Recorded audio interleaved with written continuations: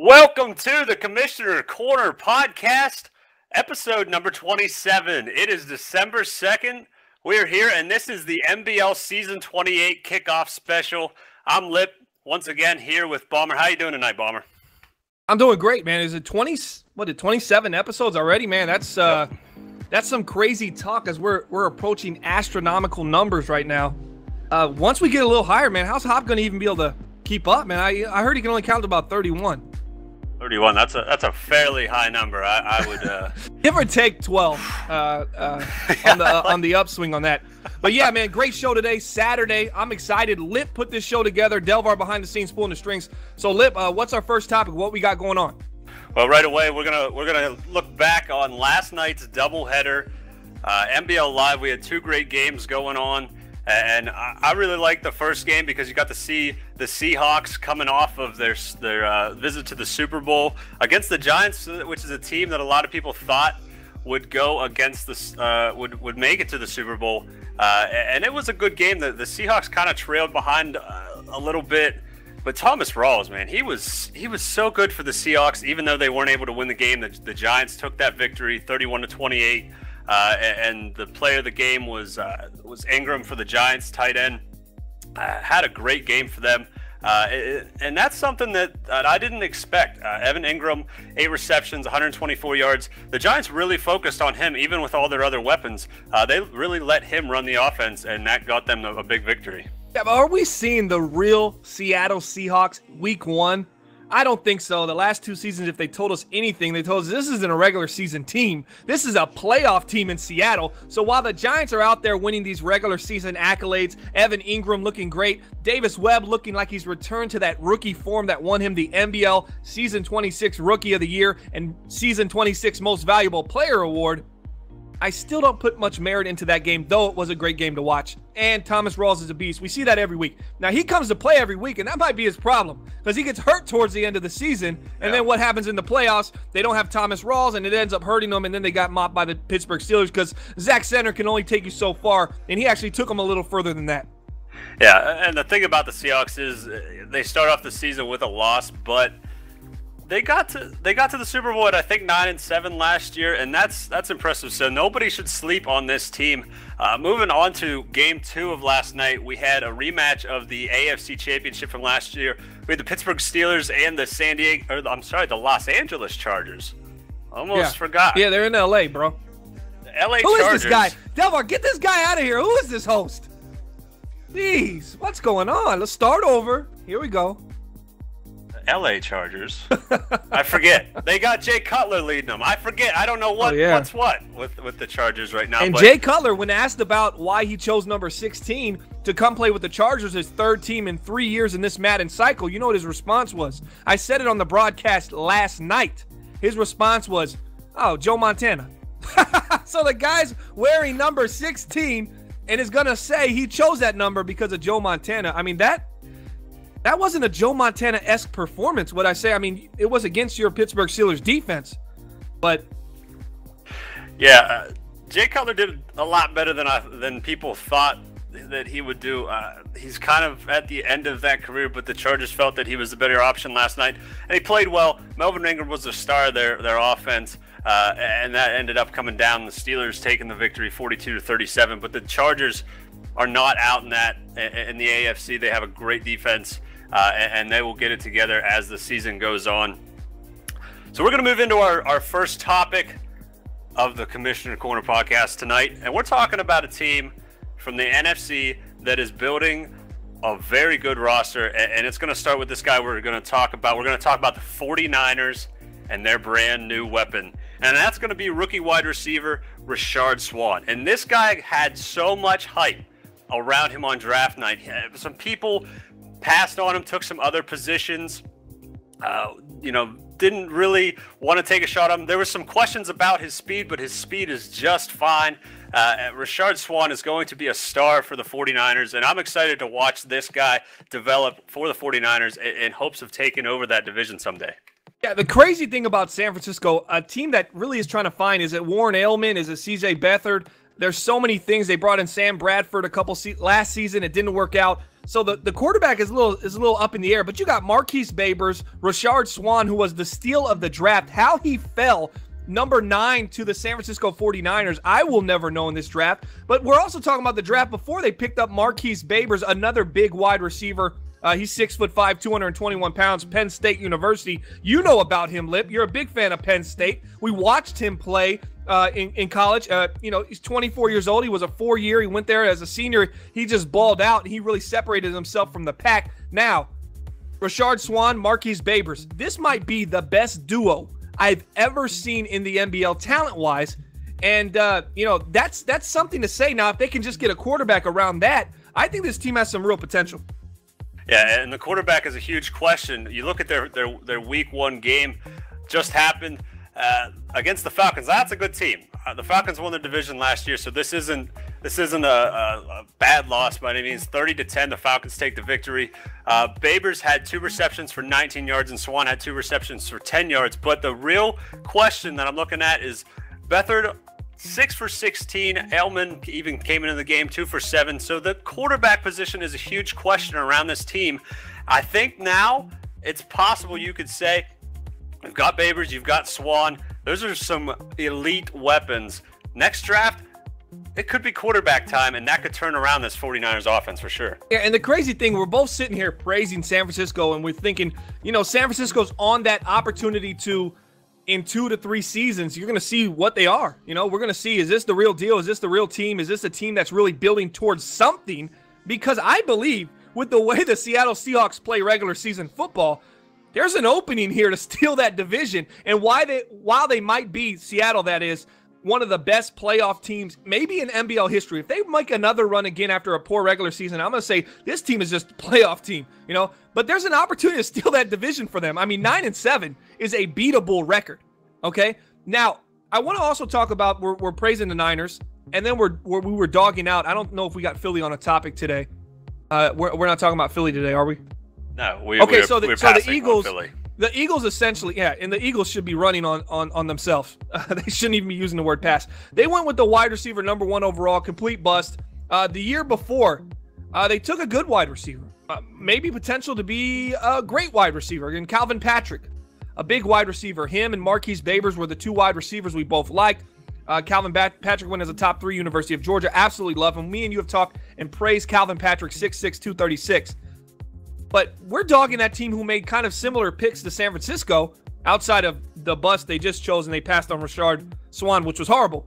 But I'm saying, what makes those 2 teams different? Why do we like San Francisco so much and what they're doing, and yet we don't like Philly? I can only say my side of it. I can't speak for you, Lip.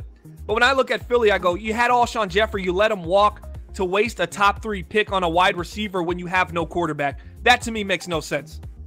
Yeah, and for me, when you look at the difference here, the 49ers, and if you look at the history of October and his teams, the offense has never really been there to start. They need a couple of years to draft these players, and that's exactly what they're doing. Their defense is always pretty decent, considering the players that they have. Once they have time to build, that gets a lot better. It's one of the better defenses in the league. And even if you look at this first game, the Falcons didn't have a lot of success passing. They had a lot of success running the ball with Devontae Freeman. And that is the bright spot of the 49ers. They have a defense that you can start with. And now as you build the offense, the team gets better. But with the Eagles, like you said, you let an elite weapon on offense go, and then you try to replace them with young people, but you don't have anything to build around. And that is where I question the Eagles right there. Absolutely. You look at this team and you say to yourself, okay, they're saying, okay, I don't have any money. I'm cap struck a little bit. You work a way to keep Alshon Jeffrey because of his potential. All you need is 1 wide receiver. Calvin Patrick and Alshon Jeffrey probably have 3 to 4 years of life next to him. That's how long it would extend Alshon Jeffrey as far as being taking pressure off of him, right? To let him go and then have to waste another pick going in that same hole. That's why I like San Francisco better, because San Francisco is actually improving their team, not just filling holes that they're choosing not to keep. And I think that's a big difference between the teams, and that's where I'm really lost in what's going on in Philly, and that's why I give San Francisco the upper hand, and that's why we're talking about them right now, because I'm telling you, this is a team to watch. Mark my words, this is December 2nd, 2017, NBL Season 28, in 2 seasons from now. 2 seasons. I'm giving them the 2 seasons. Is that the star move? Yeah, that's the star move. I'm giving them a star-type grace period. 2 seasons, okay? In 2 seasons, I think this team will be, wait for it, a division winner. And I'm saying it right now. I think it's going to happen. I think Seattle's I still think Seattle's great. Don't get me wrong. Yeah. But eventually you get older, and that's what it is. We saw them lost Earl Thomas. They lost KJ Wright. Bobby Wagner's 29 years old. Richard Sherman's over 30 now. So this team is getting older. Cam Chancellor's over 30. This team is getting older. That's a fact. That's just life. And the Niners are getting younger and more talented. And I like the Cardinals as well. 2 teams on the up and up, but we're talking Niners right now. I think they do win the division in 2 seasons, or they're at least really, really, truly competing for it. Yeah, I think that's a good assessment of that division. The Seahawks need some time. They're a great team, like you said. They're a great team right now, and as time goes on, that's gonna fade away, as it does with all good teams. And that is where the 49ers will step in with the way that they draft, the way that they run teams and play. I think that that's going to be a good team and a division-winning team in, like you said, 2 years. So moving on, we're going to talk about a guy. There might be some emotion involved here. I'm excited for this topic. We're going to talk about a guy who left one building the franchise for another building the franchise, and that is tight end Eric Ebron. We all know, we've all watched Building the Franchise over the last few seasons, and we saw Eric Ebron basically get kicked out of Detroit. What is this topic? Who chose? What is this topic about? Okay, I see the graphic now. Splash in free agency. Tight end Eric Ebron signing with Jacksonville. Eric Ebron's a Jaguar. That's He's a good Jaguar pickup now. Hey, that's a respectable pickup. It is. Absolutely. Man, that's a good pick. But continue. You're praising Eric Ebron. I think he's. Well, I think he's a top 10 tight end right now in NBL. In real life, no. But he was NBL, kicked out of Detroit. Basically kicked out. Yeah, he dropped too many passes. He dropped too many passes, but he might be the most reliable thing they got over there in Jacksonville. So I got to praise it that way. I think that was a great pickup. I know the Patriots are going after him, looking to replace Gronk and get a little bit more athleticism. I think that was a good pickup for them, and I think the money was right on par. I don't think they overpaid at all.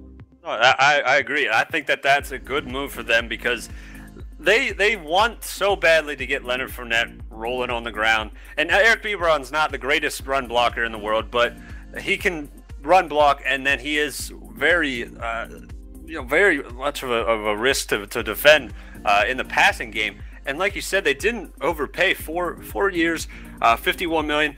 That's not a bad contract for that tight end, considering that the free agency basically had Eric Ebron and Rob Gronkowski. But I want to see Daniel Shirley throw him the ball more. If you look at their week 1 game that just happened, Eric Ebron only 1 reception for 6 yards. That needs to skyrocket. That needs to increase. This guy is a big force in the middle of the field. You have Allen Robinson on the outside. So really target Ebron in the middle and get him going, because that's what's going to make this worth the money and help your team and help the run game that you want to get going as well. Absolutely. I think I'm watching this Building the Franchise. I think this is what is this, Jack, that's playing? What are these clips? Okay, so this is the Building the Franchise intro, right? Okay, so the intro is playing right now. Our producer got a hold of this, or this is some highlights from them. I don't even know if this is from... Okay, so it's just some highlights he got. And I honestly, here's what I want to see. I want to see the lowlights. So here's a shout out to Building the Franchise, Jacksonville Jaguars. Make sure you see it. We're seeing all these highlights, but man, I think the lowlights might be a little funner to watch. I bet you they've had some crazy things happen in Jacksonville. This is a team that hit essentially rock bottom. Now they're going after Eric Ebron. They're trying to rebuild. They called their quarterback they currently have, Daniel Shirley, the savior. They even tried to... You know what they tried to do over there by not playing him, right? Preserve his greatness, AKA, and this is what I call it. They're not trying to preserve his greatness per se. Maybe I'll take that. I'll step that back a little bit. They were trying to hide his inefficiencies, what he couldn't do, and continue to build him up. I don't know if they were looking to trade Daniel Shirley, but they surely weren't interested in playing Shirley. They were willing to wait 2 years, and anybody you're willing to wait that long on while you play. Quarterbacks that shouldn't be starting, you got some questions, and he came out there and he looked good, but at the same time, he looked, inconsistent. It's interesting to see if Eric Ebron, to tie this back into Ebron, to see how consistent he can be under there. This is a guy that had, how many yards did he have last year? 799 yards, 47 catches, 7 touchdowns. That's a big deal. No, that's a big deal.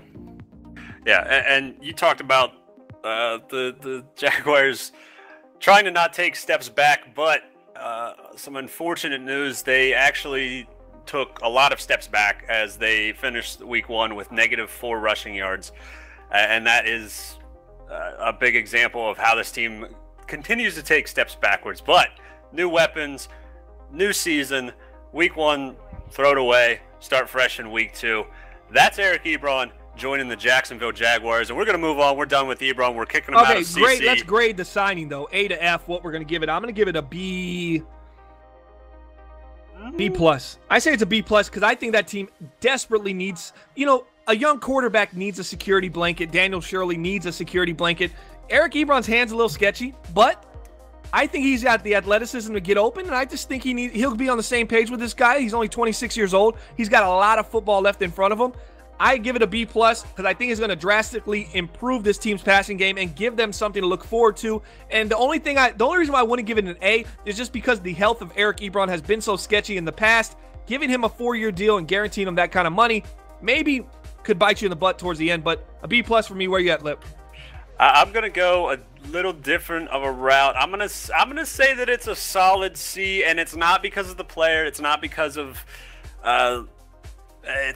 anything in the ownership. It's just I think that it's challenging to get the tight end involved enough for a big contract. Like we said, we don't really think he's overpaid, but if you look at the best tight end in the league the last 2 years, Rob Gronkowski, only 500 yards 2 seasons ago, less than 200 yards last season. I know that that's a different team, a different player, everything's different, but I just think that the ability to work a tight end into the system, especially with the young quarterback and a team that doesn't really have an identity on offense, it's tough. So to spend the money there, that's why I'm giving it a C. But as far as the player and what he can potentially bring, it's probably just one grade. Just grade him. Stop breaking it into 3 different grades. We have to break it down. It's got to be broken down. Did you just give him a grade I'm giving on the contract? We're breaking and a grade the on the player? space-time continuum here. Hey. Come on now. It's an F. They give the team an F-. Eric Ebron as a person is an A. As a player, he's a B. Yes. In his humanitarian What is your grade? What is your grade? Very good person. Are you going C? C. That's low. C. Hey, Unisolated, if you're watching this, that is a low blow right there. Eric Ebron is easily a B. And because what am I taught here? Or Kyle? Shout out to Kyle in the chat right now. Kyle and Matt Miller, the Flat Killer. Guys, yeah, I'm going B+. Lip gave him a C. All right, moving on, next topic. It's time for some predictions. We're gonna go around the AFC and the NFC, and we're gonna tell you who's gonna win each division. Sorry that I could not speak proper English right there, but we're gonna start in the AFC, and we're gonna start with the AFC East. And this is one place that Bomber and I feel that there's a little bit of a disagreement. And my pick is the Buffalo Bills. I'm going with them because the last 2 seasons they've either won the division or been in position to win. I think that they've drafted extremely well, probably a top 3 drafting team in the NBL. So that team drafting well, and the Patriots falling apart, losing Gronk, losing Brady, that's going to open the door for the Buffalo Bills. Okay, so Buffalo, speaking of that door, Buffalo actually was 6-0 in the division last year. Year before that, they were 5-1. This is a team getting it done, but I'm going outside the box here, and probably too far outside. I can't even see the box anymore. I'm so far outside of it. I'm looking. Where's that box? I'm going New York Jets. That's right. You know why? Because once I saw that Jay Ajayi, wait, was it Jay Ajayi that went down? Yeah, Jay Ajayi goes down. Matt Forte comes in. Are you kidding me? This guy's getting nothing but younger. He's got the hunger. Matt Forte, 6'2", 218, plays like he's 6'10", 318. This guy's getting it done still. He had a nice game week 1 against Washington. They fell 24-13, 9 carries, 79 yards. He had 1,200 yards last season and 9 touchdowns. Are you telling me, Lip, there's somebody in that division that runs the ball better than Matt Forte? This is a ground and pound defense. No more LaShawn McCoy in Buffalo. They got a rookie at halfback. I don't even know who the Patriots have. And the Dolphins, who cares? I'm going with the Jets. Jets win that division. It's going to be close. I expect a tie. Everybody's going to be 8-8 in that division. Heck, even the Dolphins might be 8-8. But somehow Jets are going to win this tiebreaker, and they're going to the playoffs, baby. It's Delvar's destiny, and it's back. Delvar's destiny has been... Does anybody know? Do I need to give a backstory on Delvar's destiny? Please give Delvar's destiny backstory. Okay, Delvar's keeps destiny. Coming alive every few seasons. Okay, Delvar's destiny. He won his division. I forget what year it is, but I can go back and look. And Delvar will probably tell me the wrong year. We already had this argument a while ago. He went to the playoffs, and I just said, heck, it's Delvar's destiny. He won the wild card game, and then he went into overtime in the divisional game where he had the game locked up, and I was just chanting Delvar's destiny. He went into overtime against Project Fat, who was the Oakland Raiders in Madden 17 at the time, and he ended up losing the game in overtime, which he would have played the Steelers, which I thought lit. I thought if Delvar played you wouldn't know what to expect. This guy would come out and bomb it on you the very first play of the game. It would have you so twisted in the head, and maybe it would just be his destiny, and he would get to the Super Bowl. It didn't happen, but I sold a lot of Delvar's destiny T-shirts, and we got a lot left. So we're looking to start those back up on a resale. Size is extra large and triple X. Delvar's destiny. It's got a nice picture of Liz on the back. For obvious reasons why we put her there. Because I like to see her. I like to see her when you walk away, baby. You know what I'm saying? You know? All right, Delvar's destiny, yes. So I took the Jets. So we're a little off there. Patriots get honorable mention from both of us. Easily they could win the division. It's definitely, I think it's a 3-team race. I think you're thinking it's a 2-team race. I think it's going to be a little closer. And the Jets always seem to play and affect the outcome of the Bills and Patriots. They've done it both years. They've beaten both of these teams down the stretch. And that really changes how it goes. And I just think they're ready. I think this might be the year. They got a young quarterback, Eminem. They can make it happen.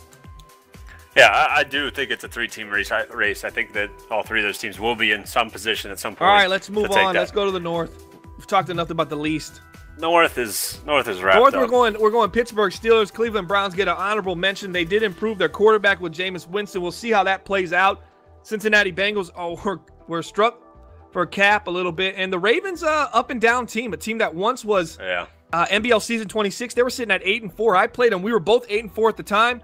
And just an aging team that's trying to regroup and kind of patch the pieces as they move forward. I don't know. I'm thinking a full rebuild in Baltimore is probably needed at this point. I'm sure how to get it together. All right, moving on. We got the AFC West. We both chose Sonny. No faith in Tot, huh? And not the AFC South. The AFC West. The AFC South. We both chose the Titans, who are currently 0-1, and the Colts are 1-0. And Tot's saying, "Hey, what about me? What about me?" I just don't believe it. I don't think I'm behind Delvar's destiny. I can't get behind Tot's late season run. I see a lot more collapses out of him in big moments with big leads. I just don't see him hold on to things like that. So I don't see it happening. Jacksonville is lost for now. And Houston, I don't know. New ownership in Houston. We'll see how it goes.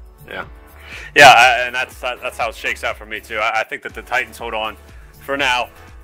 The Colts just don't have it together just yet, and of course the Chargers are such a good team in the West. Their defense is so good. I don't think that they fall apart. The only thing that could happen is if the Chiefs were to really find a quarterback. I don't think Mahomes is working out. I think he's hurt. If the Chiefs find a quarterback in an offense and the Chargers struggle with Jay Cutler or Cardale Jones, whoever they pick up, whoever's playing that position, that could create an interesting thing down the line. But I think the Chargers' history of ownership and playing in the big moments will save them for the West. Yeah, I don't think anybody's competing with them right now. The Raiders might make the playoffs, but I don't see them competing. The Chiefs might make the playoffs. I don't know if they compete, but like I said, the quarterback controversy, as you just said, in Los Angeles, man, that could really throw a wrench in our predictions. What I saw from Jay Cutler, even though his stats might look somewhat decent, I saw him miss a lot of easy throws, and I didn't see the consistency. So in a game in which they really need those to stay in the game, as they got a field goal, they returned a blocked field goal. It made it seem a lot closer than it was. So I don't know, man. I'm not as confident with that pick as I was, 2 to 3 days ago. When it was Cardale Jones, Jay Cutler, I just wanted to see it play out. Now I watched it, and I'm just kind of concerned on how much they're going to rely on Melvin Gordon and how much that might wear him down. And don't be surprised if the Raiders or Chiefs sneak up on there. Let's move to the NFC. Off to the NFC. we're starting in the NFC And East. real shout out to Fantastic in the chat. He's saying Shirley is the savior. He's really boasting up these Jaguars, saying the time is now. Man, I sure hope so, man. I sure hope so. I would love to see that building. You know what? I'd even wish the Madden gods to take it out on me and push me down to push him up, because I would like to see an excited, unisolated. You know, I would like to see him in there and talking trash with everyone. That would be something worth watching for sure. I would like that too, because as you know, in the NBL, we are extremely concerned about that man's blood pressure, just strictly because he gets really excited about just simple things. Like, his nickname's the Hulk, so, and it's not because of large muscles or turning green. It's purely because of anger. So we're moving on. We're going into the division's predictions for the NFC. Fry in the chat says no such thing as a happy unisolated. That's exactly right, and that's why we call him the Hulk. We're starting in the NFC East, and there was an interesting play, or an interesting game last year in the playoffs, NBL Live. The Redskins and the Giants. Bomber, is there any way that the Redskins can compete with the Giants and take over this division this season after we saw them be so close last year? Man, I want to say yes on the Redskins, and I did give this division some thought. This was probably the division where I actually thought about it the most. But can the Redskins beat the Giants? Yes. Can they win the division? No. And the simple thing is, you don't see enough consistent play from Washington. Too many games that require that any given Sunday kind of feel. I don't see the dominance that I see from a team like the Giants, and the Giants can lose to it. You know, anybody can lose to anybody in the NBL. The Giants can lose to the Redskins. It's been shown. It happened back-to-back. They lost in the playoffs last year. It kind of changed the way the playoff outcome went and how the structure went down. I was really surprised by it, but I don't see them winning the division. But if they saw them in the playoffs again, I'll say this. The Giants aren't going to feel too confident if they got to go against the Redskins again. I know that Giants fan base is going to go, oh, no, not these guys again. They're just pesky. Yeah, and that's probably the best way to describe that situation. Nobody's looking at the Redskins saying that's the team that's going to win the division, but they are saying that's a team that can knock off the Giants if the situation is right. Moving on, we got the Lions winning the NFC North. I like some of the things that are going on in that division. I've got some questions where the Packers are heading. I'm not really seeing an identity too much out there. So I'm not sure if there's a team that I can put my hat on to say that I like that I think that they have a solid plan, because there's a couple questions with the Bears and the Packers of where they're going on draft day and where they're going in free agency that sets their team up. Yeah, this is obviously my division, so of course I had to pick myself. I would be a fool if I didn't.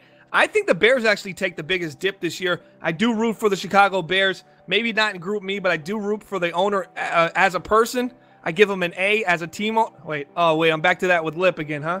Okay. Oh, we breaking down grades. I can help with that. You get a grade A as a person, as an NBL activity. You give him an A.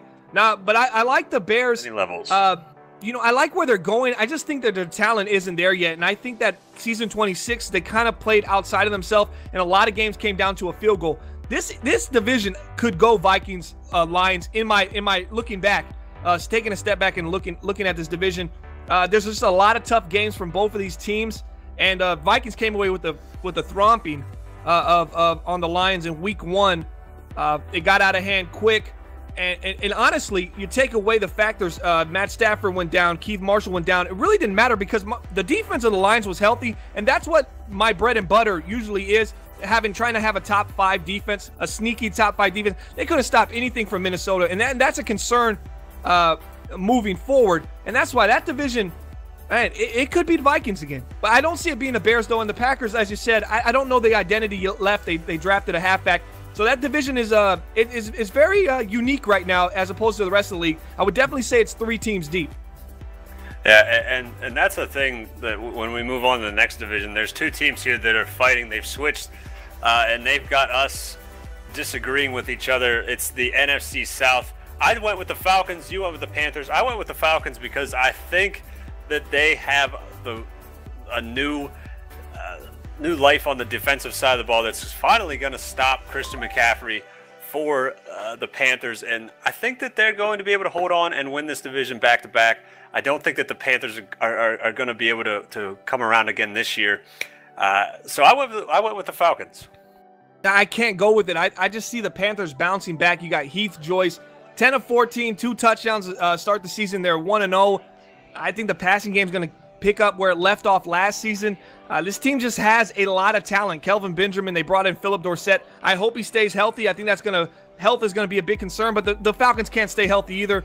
So I got to go into the Atlanta Falcons this year. I got to go into the Carolina Panthers, excuse me. Falcons can't stay healthy, and that's the one thing I look at. So I look at the Falcons, I go, if they can't stay healthy, even if the Panthers, get hurt and McCaffrey goes out or Philip Dorsett continues to get hurt, I think they'll figure it out because Heath Joyce is a pretty stable quarterback, and he looks to be the real deal in Carolina, and Matt Ryan is consistently hurt. I got to go with the Carolina Panthers, but I do want to say there is a sneaky pick out here, and it's the New Orleans Saints. Watch out for them moving forward. I understand the concern with Matt Ryan, but there's a new guy in town, Brendan Doughty. Doughboy has Brendan Doughty, and he's a rookie out of Southern Miss, and nobody knows who this guy is. I don't even know who this guy is, but in their Week 1 game, he was pretty good. He was 15 for 24, 217 yards, didn't get a touchdown, but that's pretty impressive considering that it's a rookie just being thrown into the fire after you're expecting to be able to sit behind Matt Ryan. Matt Ryan gets hurt, and that's the direction that it goes. So I'm with the ability to win with that quarterback, that's why I think that they are. Well, I mean, that's still yet to be proven. It's just been 1 week. This is a late sixth round pick from Southern Miss. He's got a lot of deficiencies. Not a very strong arm quarterback. It's in the style. Not too accurate. We'll see how it plays out. He was definitely a read option style quarterback in college. I don't know how that's going to transfer over into the MBL. He was 15 of 24, 63% against a defense that's really young and a team that really couldn't put points on the board. So I still think he's out of question on there. We both chose Seattle for the NFC West, and I think for obvious reasons. Right now, they're the best team in that division, and even though they might not do it, and it might not be pretty, I do see them coming away with this division without question. Yeah, I think that's how everybody feels. Even though they start off 0-1, they're the team out there, and after making 2 runs of the Super Bowl at times when nobody thought they could, there's no way anybody can doubt them. And that's our predictions for MBL Season 28, and most of which we agree on, some we have disagreements, but we're going to see how it all plays out. But, Bomber, we got one more segment. It's a new one. Are you ready for it? Okay, what's the segment? What would Sonny do? Oh, wait, no, I ruined it. What? You ruined it. You totally ruined it. All right, let's do it again. Let's start over. We got a new segment called What Would Sonny Say? Wait, what is the segment called? What Sonny Said. I thought it was What Would Sonny Say. Oh, my gosh. Wow. Jeez. Want to try it again? Nah, it's that dead. Work. Oh, it's right, dead. Let's go. All right, so we got a clip from we do. Highly Debatable. We do have a clip from Highly Debatable, and this is Sonny saying How he botched that like no other, man. Well, things happen. But this is a clip from Sonny from Highly Debatable talking about a team that I don't know if he knows anything about. So we're going to roll that clip here for you. Delver's going to pull it up, and this is Sonny on What Sonny Said. On Highly Debatable. And so it's a real simple question to you. I'll let you go first. Who's your free agency winner and who's your free agency loser? Well, let's start with the losers. The free agent loser, I'm going to go out and I'm going to say it's our very own, not top 5, Cleveland Browns. And here's why. It's not that they didn't get anybody in free agency. It's that who they got, they spent a lot of money on. Jameis Winston, they're giving him almost $66 million. Don't like that contract. Don't think Winston's the guy that's going to come in, save this team. It's not happening. And that's Sonny talking about the Browns, who have just about every piece of the team built. They're ready. They're young. The players are in place. They just need to develop and get up to speed. But the thing that they've been missing for so long is a quarterback, and Jameis Winston falls into free agency, and they pick him up. And I think that this is a great move for them because that's what he's been knocked on for so long about, was the passing game and the inability to win games passing the football. And I think Jameis Winston does that for him. I don't care what the contract is. If you have the team there ready to go and all you need is a quarterback, you're going to pay the man, and he's a good player, and I really like it. I don't know what it's saying. What was his contract that was so high? He got a 4 years, $66 million contract. 22 of it was guaranteed. So what? That's nothing. He's making 12.73. That's on the low end. I've seen quarterbacks that aren't even starting right now making more than that. You know, bottom rung quarterbacks in the NBL making more than that. And this is a 25-year-old quarterback that's got fast development. He's only been in the league 4 seasons. I mean, I don't get it. They've tried Kaiser. Who else did they have at quarterback? Kessler. Cody Kessler, I think. Cody Kessler, and who else? Who was the other guy? I don't remember a third. But that's the thing. Nobody knows. Nobody knows who those guys were because they're not relevant. And they filled the position with a very relevant guy, a good talent quarterback. So it was Kaiser. Okay, Deshaun Kaiser and then Cody Kessler were the 2 quarterbacks. Kaiser obviously was a second-round pick from 2 seasons ago. He's still on the ball club. He's going to be backing up Jameis Winston. Cody Kessler, I don't believe he's on the team. He might be on the team. He actually still is on the team as well, still under a rookie deal. Now, how is this a bad spin? He's making $12 million. They're keeping 3 quarterbacks on the roster. Now let me tell you Kaiser's contract. So Kessler's making $930K. Kaiser's making 1.3. Let's add it all together with Jameis Winston's contract, okay, which is a 12.5. You're looking at a team paying less than $15 million for 3 quarterbacks, all which have started on this team. Now pick a random team that has a quarterback that's, say, mid-tier. Let's see what he's making. Pick a team. I'm going to bring up that Andy Dalton himself is making almost $11 million right now. And Joe Flacco on the same team is making $13 million right now. And what team is that? That's the Baltimore Ravens. The Baltimore Ravens. So they have a contract of $24 million they're paying to their quarterbacks right now. 2 guys. For 2 guys. And this team is under 15 with a quarterback that obviously has much more years in front of him than those 2. Andy Dalton, obviously older quarterback now, playing for the Baltimore Ravens. You know, he's 31 years old, and Flacco's in his 30s as well. So, I mean, I just don't see what he was getting at there. Maybe he just had to pick a side, but that's the segment for this topic right here. What is the topic called again? So I don't botch it up again. What Sonny said. What Sonny said. We're gonna take clips. So if you see anything in the chat or anything on Highly Debatable that you think, man, I can't believe Sonny said that, we're going to put it on our show. So, guys, make sure you're messaging us and going, hey, look what this guy said. Look what he said about this. And if we're on the same page with you, we'll put it on the show and we'll let you know, hey, so-and-so brought this to us. He said this about this. He felt this way, the same as we feel. And this was what Sonny said for this show or that show or even in the group me chat. So we're excited to move on with that subject as well.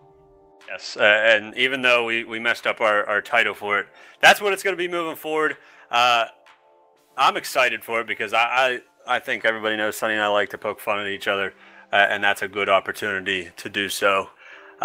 Moving on, we're going to hit the MBL Crossfire here to wrap up the show. I want some questions in the chat. I'm gonna say we only have time for 3 questions. What the heck? I was debating on 2 or 3 questions. Yo, Kyle, are you in here? Kyle, is that you? Talk to me, baby. Man, that was some smooth talking right there from Lip. Exactly what Kyle does. Yo, Every I time thought I'm you had a talking in a chat, that's what Kyle does. I thought you were having a stroke. I thought for sure you were. I was hopping it. I was trying to figure out my 2 and my 3. I couldn't. Oh man, couldn't get it there. Sorry. And you know what that sounded like, man? Y'all ever played Tony Hawk when he jumps on and like, what is it called? Where he like gets on the rail and it makes that noise. Grinding. Yeah, grinding. That sounded a lot like that. But okay, go ahead. Let's give it another go. Where are we at? All right, Delvar. Do we have any questions in the chat? Am I reading? Oh, is this the Crossfire? We got nothing for the Crossfire. Oh, how do you guys really feel about the Redskins? Is he giving us? I feel like he's threatening us and giving us an opportunity. Well, here. By Porter. Oh wow! Our producer's saying some crazy. Nobody can hear him. He's off the air. I know, but okay, I didn't expect it. Porter, so I feel like you're trying to get us to change our opinion. I mean, it stays the same. Inconsistent team that could beat anybody, but we'll also lose at a clip that's probably, at a wild card level. And I understand you had the best division record in your division, but I just haven't seen the play yet. Maybe do it again this year, win 12 games, win 13 games. Now we're on to something, you know. But as of right now, that's my opinion on the Redskins. I think they're a good ball club, not a great ball club. And I think they can, you know, do some things in the playoffs, like eliminate a team out of the playoffs that we thought were going to go far. So, I mean, you have that. I mean, who wouldn't want that? That's a good thing. Not a bad thing. I think that Porter should be happy with the view of the Redskins. They're in a good position. They're growing. Right now, they're last CC I said that they didn't have an identity. Their identity is now that they're the Giant Killers, and that's a good identity to have. You just got to knock them off for the division, and that's a good place for me. Kyle in the chat says, should I join CC so all 3 commissioners can be on at the same time? It's self-proclaimed commissioner. I don't think we've ever seen it. He's like the Dwight Schrute of the NBL. Another guy asked, do you think the Cowboys will win the NFC East? Are we talking real life or are we talking in the NBL? NBL, no, not at all. I don't think they're really in the conversation right now. Yeah. In real life, I don't see it happening either. It's going to be a long, tough road, and we got to see some more consistency from old Dak Prescott. See if he's the real deal. But no, I mean, no, I don't know. I mean, you think they're going to win the division? This can't be like real life, right? Because the Eagles are going to win the division, right? Yeah, for sure. So this can't. I'm trying to decipher if this is real life question or if he's asking about NBL. Because real life, I mean, that's pretty insulting. I mean, as great as Carson Wentz has looked, to think that and in question right now. I mean, I got to be thinking wild card. But moving on, what other topics we got? We got anything else? All right. Fantastic's asking who got the steal of the draft. The steal of the draft, I have to say, and I'm going to say my pick first, Lip, because I feel like you're about to talk. So I'm going to get mine out, and you can say yours. Mine's going to go for the wide receiver. Yeah, my wide receiver from the San Francisco 49ers. Obviously the steal, right? I mean, that was a horrible pick for the excuse me, I was going to say Niners. He was Niners last Madden. For the Eagles to select that wide receiver they took. I'm not going to say his name. He don't deserve to be on the show. But here we go. Rashard Swan. That's the steal of the draft right there, and he got picked at number 9. That guy, 6'5", he can do it all. He's got the size, he's got the ability, the athleticism. People said, well, his 40 time was a little low. He's 88 speed, Lip. 94 excel, 91 agility, 6'5", 224 pounds. He can get it done. I mean, I got Golden Tate's 89 speed. He's 5'10". He don't have 93 jumping, 91 spec catch. So I don't think that's a slow speed is what I'm saying. Not comparing him to Golden Tate in any way. I'm comparing him to the fact that if you think he's slow, combine that with another 7 inches. You know, yeah.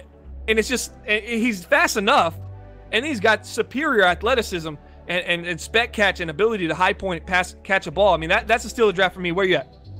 I'm going with the cornerback, and it's purely because corners don't ever fall in the draft, and this guy did. It's Margarito Berry. He was selected pick 28 by the Tennessee Titans out of Wisconsin, a big school that you would think he would get enough exposure that people would draft him higher, but he just kept falling and falling and falling, and if he was there at pick 32, we were taking him. But Sonny snatched him up at pick 28. Only 5'10", 206 pounds, a little, a little undersized maybe you could say, but I like the guy. I think it's a solid pick at 28, and that is a cornerback. Okay. For the Titans. That's absolutely my steal of the draft, for sure. Margarito Berry. And the biggest bust of the draft? Oh, we all know this. Is the Philadelphia Eagles. It is Bears Hater 223 asking, who do you think will win the Super Bowl in NBL, and who is your NFC Championship game in NBL? Man, that's tough. That's a tough question. Championship, my personal opinion.